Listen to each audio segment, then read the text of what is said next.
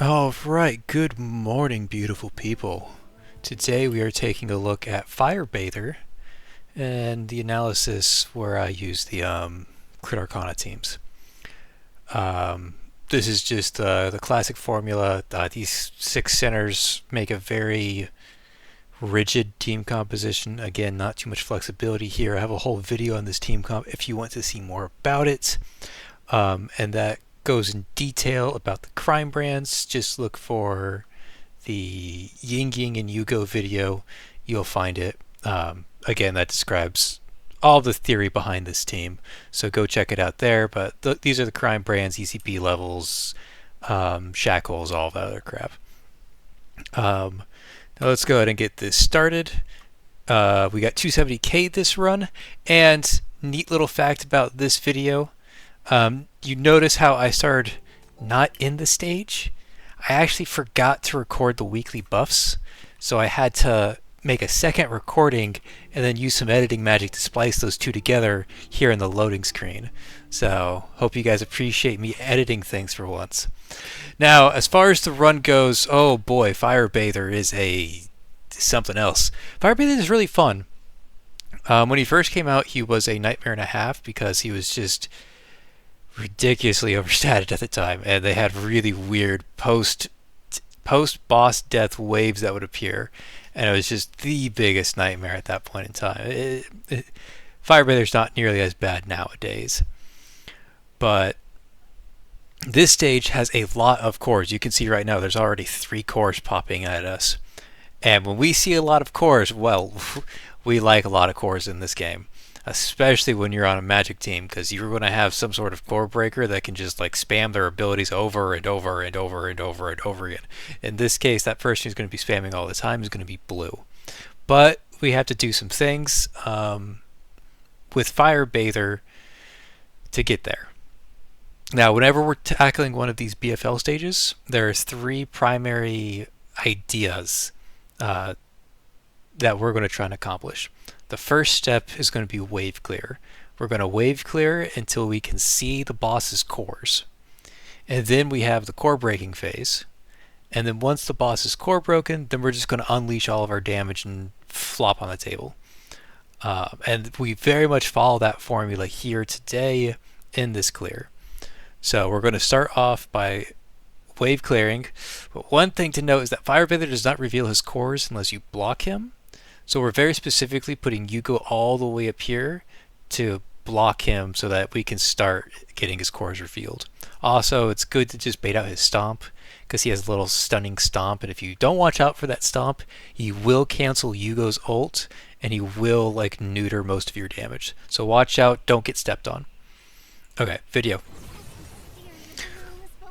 Okay, see there's the stomp. He like raised his foot real high. I'm going to go back and show that because this is important. When he first gets blocked, he raises that foot. Do not get stomped on. That stomp stuns. Okay, another thing to note is that we place this, I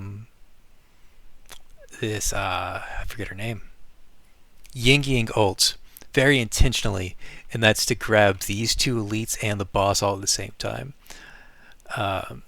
You're always making a choice about which of the spawns are you hitting with Ying Ying, and in this case, I don't know how you fight this stage without Ying Ying, to be honest. Like, there are just so many cores. Like, oh, I'm going to play a little bit further so we can see. Okay, so see, this elite here, he eventually gets 3 cores. This guy has 3 cores, and the boss is going to have 5 cores. I do not know how you chew through these cores without Ying Ying. I don't understand. You're going to have to do some really crazy wacky shit to break through all those cores, or you can just have Ying Ying and bypass all of that. So that's why we placed Ying Ying's ultimate there, was just for the core breaking. Very, very intentional placement. Okay, but let's go back. Dodge the stomp, put Yugo back here to buy some time. Hakate is really nice here, kind of blocking the enemies here and keeping them grouped up in a nice line for blue. Blue's going to use her skill here, and it's going to go all the way back and hit this elite. It's a very nice spot to kind of keep the enemies corralled. Hakate's Nightmare comes in pretty handy on this stage. But again, what we're really looking at is clearing these waves, and Ying helps a lot with that. But the other thing that really helps with that is just spamming blue on all these cores. So we're not really trying to hit the boss, we're trying to hit the waves. And it just so happens that blue is just tearing up these waves while doing it. And since we're using blue, she's just giga charging Yugo's ultimate, so we just go ahead and pop that early. With blue spamming as much as she's going to spam this stage, Yugo's ultimate will always be up. There should never be any downtime in Yugo's ultimate because blue is just spamming so fast, especially with LL. Now, this is happening. All of this is happening so fast because I played very quickly this stage. But we go ahead and use Blue's ultimate on this top row. We used it on this bottom row, using the energy from LL and the Potestas to sort of really jumpstart Blue. And Blue is just clearing waves. It doesn't look like anything's happening, but Blue is clearing two waves at once. Again, this top row and this bottom row that Nightmare is blocking. And then we activate all of our buffs, we get things rolling, and this little monkey lizard thing, I call it a monkey, other people call it a lizard, I don't know what the hell this thing is. It's going to dig, and when it digs, it goes to the furthest center. In that case, it's going to be Ying Yang. I don't really want it to be on Ying Yang, but I don't really want it to be on anybody. So Ying Yang's just going to eat it. It's fine. She can handle it. And there's the dig. This guy pops up over here. Now I have some excess energy. I know, like, again, they just throw cores at you, and they're in doing so, they just throw energy at you. So I've got some excess energy, so I'm going to go ahead and whittle down this elite and the boss a little bit more, just to get some chip damage in there. And that's what that is. Just hit both the little monkey thing and the boss at the same time, just to get some chip damage in. You don't need to do that part. That part's very extra. Unless you're dying to the monkey, I wouldn't worry about it. But I was trying to hit that 270k, and I needed to squeeze every last bit of juice out of the lemon. Okay. Now, we're back to blocking Firebather. We drug out Firebather all this way, and we really delayed his cores. If you just stood here and kept Yugo at the starting tile, Firebather's cores would already be revealed by now, and you could start the core breaking process. I drug Firebather all the way out down here because I wanted his hitbox to be in the center of the screen. I am doing this for overlapping purposes, so that I can clear the waves better, not necessarily so I can kill Firebather sooner. So if you really don't like Firebather and you want to kill him ASAP, just stay on the starting square, dodge the stomp, and go right back to it. Firebather will reveal his cores much earlier, and you can kill him much sooner. But since I drug him out, his cores are rather delayed. He has all this like travel time to go through. And since I also drug him out, his stomp has recharged, so I'm going to have to dodge that. But I also know that since I'm blocking him, his cores are about to be revealed. That's how Firebather works. You block him, his cores are about to be revealed. So get ready for it. Now see, I said that his stomp got recharged because he walked all the way out here. He's doing that stomp again. This is why I move Yugo. Move Yugo mid-ult, dodge the stomp. If you get stomped on, it cancels Yugo's ultimate, and you will not have Yugo's ultimate active, and it will neuter your damage. If you're not doing any damage with the Crit Arcana team, and you're not dodging that stomp, that is why. You have to dodge the stomp. Okay, well, we go back to blocking him. We reactivate Yugo's ultimate, because it got canceled when we moved her. And Blue goes back to wave clearing. You don't have to wave clear immediately, but like, it's just such a juicy lineup. You're hitting this elite right here, and you're hitting all these slugs. It's just such a juicy lineup, man. It's so good. And you're going to see me do a similar thing down here when this elite walks in. I'm going to hit the elite and this entire row. Now keep in mind that since we drug the boss out into the middle, both of these wave clear ults are also hitting the boss. So it's really good value. And again, we're getting so many cores we just don't know what to do with it all. Okay, now we've done all the wave clear. We are technically done with the wave clear stage. Now we're in the core break phase. We have to activate all of our buffs and everything else. Now I activated my buffs a little prematurely. You can see right there I activated my buffs. So like I activated my buffs early, like before the cores were revealed. I would wait to activate this Jelena buff that I just do right there. I would wait to do that until the cores are revealed, just to buy yourself as much time as possible. But again, I'm speed running, so I'm kind of breaking some of the like standard rules just to squeeze out more score. I would play more standard if you're trying to take on the stage for real. And by standard, I mean waiting for the cores to be revealed before you apply your buffs. Okay, that's standard. Cores are revealed, apply your buffs. That's kind of like, again, we do the wave clear, where you kill all the waves.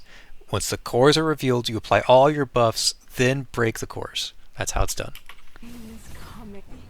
Okay, so again, nice little juicy lineup. We go ahead and take that with blue all day, every day. And cores are revealed, and we are going to break those cores using Ying Ying to break this elite's cores, and 3 of Firebather's cores. And notice how Akate's ult is up and ready, waiting to break Firebather's last 2 cores. All of this is very intentional, all of it's very planned out. We saved all these resources for this very moment. This is just what we do. So there's the Ying Ying ult, breaking 2 elites and the boss, giving us a ton of energy. And then we immediately use Akate. Again, that was really fast. I know, I play really quickly when I'm trying to hit these 270k runs. But break all of the cores as fast as you can. Again, apply your buffs first, then break the cores. Now we're in the damage phase. You can see I've already got blue selected, and I'm already hitting this row right here.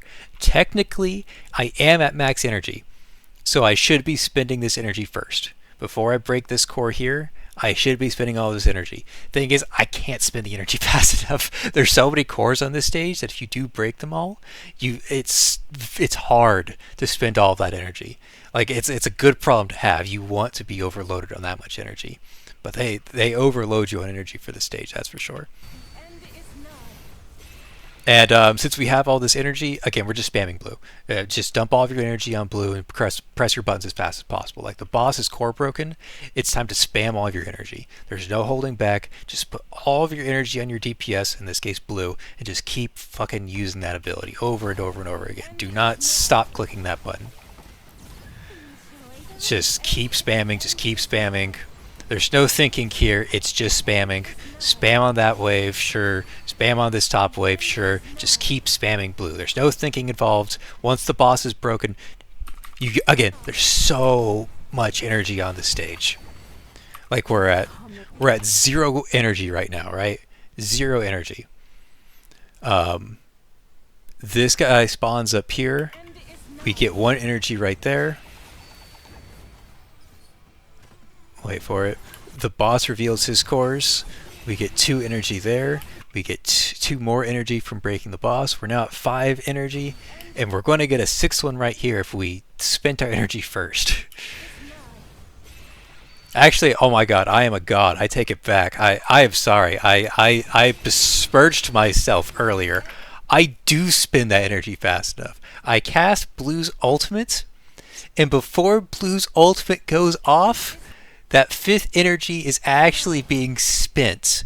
Oh my god. The core is broken and I went down to 4 energy and I came back up to 5. I am actually a god. I did not mean to do that. That was purely by accident. That is incredible. Yeah, just... And again, once you get all this energy, just spam it all on blue. Don't think about it. Just click all your buttons. This part's easy. If you can make it through the core breaking, and if you can get this boss core broken, you get so much energy back. You can just spam all your buttons, and you have so much energy that there's nothing that they could possibly do to survive. And you just kind of roll over them. So yeah, that's the team. Again, watch the Ying Ying Yugo video for the theory behind this team, because there's a lot of theory behind the team. But once you're in the run itself, it's very straightforward. There's not much that you're doing aside from lining up your abilities and waiting for the correct time. So understand that you have to dodge the stomp. If you don't dodge the stomp, it's going to ruin your damage very significantly. Abuse Ying Ying's ECP to break cores, because I don't know how you play that stage without Ying Ying's ECP, I'll be honest. That's just an insane number of cores. And spam all of your damage on blue. And if you're struggling, Hekate's Nightmare is very handy in this stage. There's actually another part where Hekate's Nightmare is really nice, and it's after you break this elite down here in the core broken phase. You break this elite, and that Nightmare no longer has to block this spawn, because this spawn's now kind of dealt with. What you can then do is that you can then use Nightmare to block these slugs and this lizard monkey if you need to. So like Nightmare has done its job. He can go back to blocking things and keeping things within your AoE later if you need to. I didn't need to because I mean I do still do it. Like you'll see me move Nightmare up here.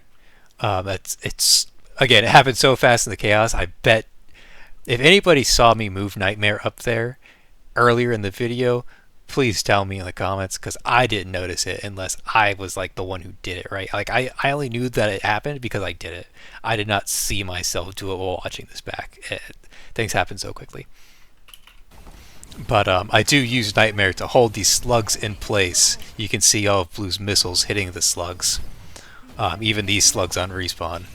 That was an intentional movement, and you can have more creative movements with Nightmare if you want to. If you want to put like Nightmare here to block these elites, like there's so many interesting places that you can put Nightmare that you can't really deal with anybody else. These other people don't block to. You can't really move Yugo because it'll interrupt their ultimate. But having Nightmare on this stage, it comes in handy quite a lot. But yeah, clear the waves, apply all your buffs before breaking the cores, break the cores, and at that point you should have so much energy that you can just spam all of your damage. Spam Blue or Woohoo Hanzi or whoever you're using. Just spam all the energy and get it done. Okay, that's the video. I hope you guys enjoyed. I will see you guys next time. Peace.